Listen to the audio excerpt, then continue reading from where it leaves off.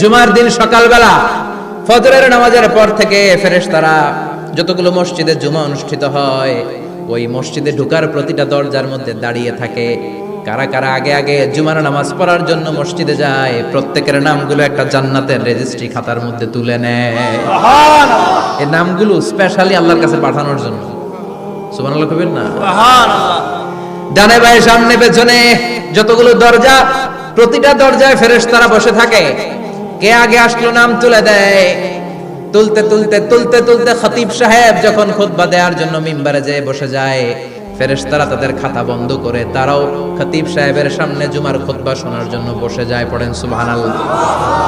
প্রথম জুমার দিন জুমার মসজিদে যে ঢুকবে, বিশ্বনবী বললেন আল্লাহর রাস্তায় একটা উট কুরবানি দিলে যেই সওয়াব, এই সওয়াব আল্লাহ আমলনামায় দিয়ে দেয়। দ্বিতীয় পর্যায়ে যে ঢুকে, বিশ্বনবী বললেন বাকারা, গরু কুরবানির সওয়াব পায়।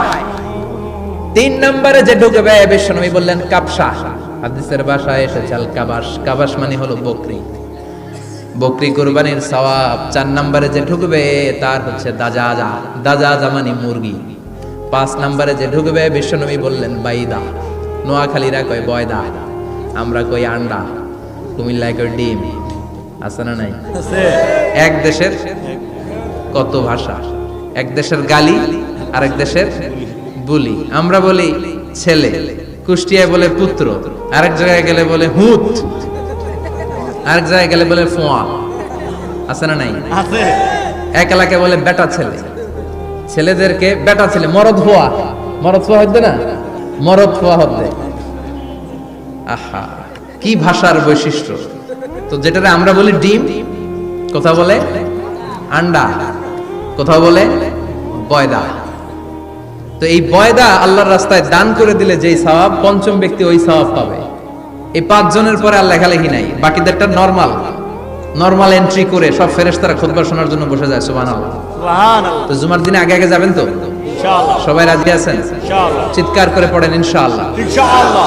আলহামদুলিল্লাহ, আমরা এই জুমার দিনটাকে রাষ্ট্রীয় ছুটির দিন হিসেবে পেয়েছি, পাইছি না? 1984 সালে হুসাইন মোহাম্মদ এরশাদ সাহেব এই ভালো কাজ করছিলেন। উনি সব করছে জীবনে, স্বৈরাচারীও করছে, ভালো কাজও করছে। ঠিক। তো খারাপটা আর আমরা না বলি, যেটা ভালো ওইটাই বলি। ঠিক।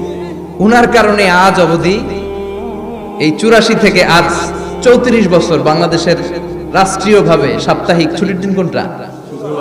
আলহামদুলিল্লাহ কইবেন না? এই উসিলায় আল্লাহ ওনারে মাফ করুক। পৃথিবীর অনেক দেশে কিন্তু শুক্রবার ছুটির দিন না। আমি বছরের বেশিরভাগ সময় মালয়েশিয়াতে থাকি। মালয়েশিয়ার সাপ্তাহিক ছুটির দিন রবিবার। খ্রিস্টানদের সাথে অনেক বিজনেস তাদের মেনটেন করতে হয়, তো তারা যদি শুক্রবারে ছুটির দিন করে তাহলে সপ্তাহে 2 দিন ব্যবসা বাণিজ্য কাটা পড়ে যায়। নিজেদের কারণে শুক্রবার বন্ধ, যাদের সাথে বিজনেস ওদের কারণে রবিবার বন্ধ। আমরা আলহামদুলিল্লাহ আল্লাহর দয়ায় পবিত্র দিনটাতে পেয়েছি জুমাবার। আলহামদুলিল্লাহ পড়েন আলহামদুলিল্লাহ। এজন্য বিশ্বনবী বললেন খবরদার এদিনের নামাজ মিস করো না। মান তারাকা সালাসা জুমাইন তাহাউনান, গাফলতি করে টানা 3টা জুমা যে ব্যক্তি মিস করলো, তাবা আল্লাহু ফি কলবিহি, রব্বুল আলামিন ওই লোকটার অন্তরের মধ্যে মোহর মেরে দেয়।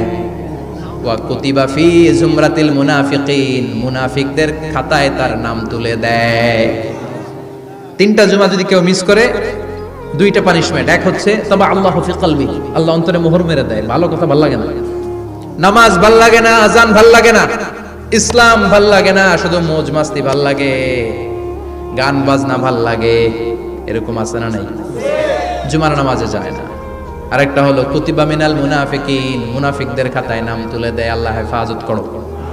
আরো জোরে পড়েন আমিন। আমিন। জুমার দিন আগে আগে মসজিদে আসবেন ইনশাআল্লাহ। সবাই রাজি? ইনশাআল্লাহ। আসেন, আল্লাহ জুমার ব্যাপারে কি ওয়াজ আমাদেরকে করলেন আমরা শুনি। শুনতে রাজি? আল্লাহ বললেন ইয়া আইয়ুহাল্লাযীনা আমানু ইযা নুদিয়া লিস-সালাতি মিন ইয়াউমিল জুমআতি ফাসআউ ইলা যিকরিল্লাহি ওয়া যারুল বাই', যালিকুম খায়রুল লাকুম ইন কুনতুম তা'লামুন। পড়েন না আল্লাহু আকবার। আল্লাহ বললেন ও আমার মুমিন বান্দারা শোনো শোনো। আপনাদেরকে অ্যাড্রেস করে আল্লাহ বলছেন ও আমার মুমিন বান্দারা শোনো, ইযা নুদিয়া লিস-সালাতি মিন ইয়াউমিল জুমআ, জুমার নামাজের আযান যখন দেয়া হয়, ফাসআউ ইলা যিকরিল্লাহ, আল্লাহর স্মরণে তোমরা ধাবিত হও। ওয়াজারুল বাই, কেনা বেচা বন্ধ করে দাও। যালিকুম খায়রুল লাকুম ইন কুনতুম তা'লামুন, এটাই তোমাদের জন্য কল্যাণ যদি তোমরা বুঝতে পারো। জুমার নামাজের আজান যখন হয়, ফাসআউ ইলা যিকরিল্লাহ, আল্লাহর স্মরণে তোমরা বের হয়ে যাও। আল্লাহু আকবার। ফাসআউ ইলা যিকরিল্লাহ ইযা নুদিয়া লিস-সালামি ইয়াউমিল জুমআ, জুমার নামাজের আজান যখন দেয়া হয় বের হয়ে যাও, তখন কোনো কাজ রাখা যাবে না। এই আজান দ্বারা উদ্দেশ্য হচ্ছে খতিব সাহেব খুতবা দেওয়ার জন্য মিম্বারে বসলে যে আজানটা দেয়া হয়, এই আজান। কথা বুঝতে পেরেছেন? কিন্তু দুর্ভাগ্যজনক হলে সত্য, আমাদের বাংলাদেশে এই আজানটা কেন যেন মুয়াজ্জিন ভাইরা ইমাম সাহেবের সামনে এসে আস্তে আস্তে দেয়, ছোট ছোট করে ইমাম সাহেবের মুখের উপরে দেয়, মাইকে দেয় না। এটা পাইছে কই? এটা যে কোত্থেকে ঢুকছে এক আল্লাহই ভালো জানে। আজান মানে অ্যানাউন্সমেন্ট। আজান মানে কি? কথা বলেন। অ্যানাউন্সমেন্ট কি জোরে হবে না আস্তে? তো সব আজান মাইকে এত সাউন্ড করে, এই আজানটা ইমাম সাহেবের মুখের সামনে এসে ছোট ছোট করে কেন দেয়? এটার কোনো দলিল আছে বলে আমার জানা নাই। এই আজানটা মাইকে হতে হবে। আমি পৃথিবীর যত দেশ ঘুরেছি, অনেক বড় বড় মসজিদে আমি জুমার সালাত করেছি, সব জায়গায় মক্কাতুল মুকাররমা সহ মসজিদে নববী সহ সব জায়গায় খতিব সাহেব জুমার মিম্বারে বসার পরে যে আজানটা দেয়া হয়, এটাও অন্যান্য আজানের মতো মাইকে দেয়া হয়। আল্লাহ বললেন ইযা নুদিয়া লিস-সালামি ইয়াউমিল জুমআ, জুমার দিনে আজান যখন দেয়া হয়, এই আজান দ্বারা উদ্দেশ্য হচ্ছে খতিব বসলে যে আজান 12:30 12:15 দিকে যে আজান, এই আজান উদ্দেশ্য নয়। বিশ্বনবীর সময়ে এই 12:30 12:15 দিকে যে আজান ছিল, এটা ছিল না। বিশ্বনবীর সময় ছিল না, আবু বকরের সময় ছিল না, সাইয়েদনা ওমর ফারুকের সময় ছিল না। এটা চালু হয়েছে সাইয়েদনা উসমান যুন্নুরাইনের সময়। তখন মদিনাতে মানুষের সংখ্যা অনেক বেড়ে গিয়েছে, লোকজন আর জায়গা হয় না, মুসল্লিতে ঠাসাঠাসি। উনি ঘোষণা দিলেন সুকে জাওরা, জাওরা নামক বিশাল একটা বাজার আছে, ঘোষণা দিলেন এখন থেকে ওই জায়গায় জুমার নামাজ হবে। মানুষ যেন আগ থেকে প্রস্তুতি নিয়ে আসতে পারে, এজন্য জাওরা নামক বাজারে উনি আর একটা আজান দেওয়ার প্রচলন করলেন। সুবহানাল্লাহ। সেখান থেকে আজ অবধি আমরা এই অতিরিক্ত আজানটা দিয়ে থাকি। এটা নবীর সুন্নাত না, এটা সাহাবীর সুন্নাত। বিশ্বনবীর সুন্নাহ মেনে নেওয়া যেমনি আবশ্যক, 4 খলিফার থেকে পাওয়া সুন্নাতগুলো মেনে নেওয়া আবশ্যক। বিশ্বনবী বলেন আলাইকুম বিসুন্নতি ওয়া সুন্নাতিল খুলাফায়ে রাশিদিন আল মাহদিয়িন, আমার সুন্নাত ধরবা, হেদায়েত প্রাপ্ত 4 খলিফার সুন্নাত ধরবা। কেমনে ধরবা? ইক্ষু চিনেন? ইক্ষু না গ্যান্ডারি নাকি আখ না কুশাই? হ্যাঁ, আখ। কাঁচা আখ খায় কি করে? এই সামনের দাঁত দিয়ে ভাঙে না? সামনের দাঁত দিয়ে বলে ভাঙে, চাপার দাঁত দিয়ে, এই জায়গার দাঁত দিয়ে শক্ত করে ধরতে হয়। বিশ্বনবী বললেন আব্দু আলাইহা বিন নওয়াজিজ, আমার সুন্নাত আর সাহাবীদের সুন্নাতকে চাপার দাঁত দিয়ে আঁকড়ে ধরে, যাতে ছুটে না যায়। চিল্লায় পড়েন আল্লাহু আকবার।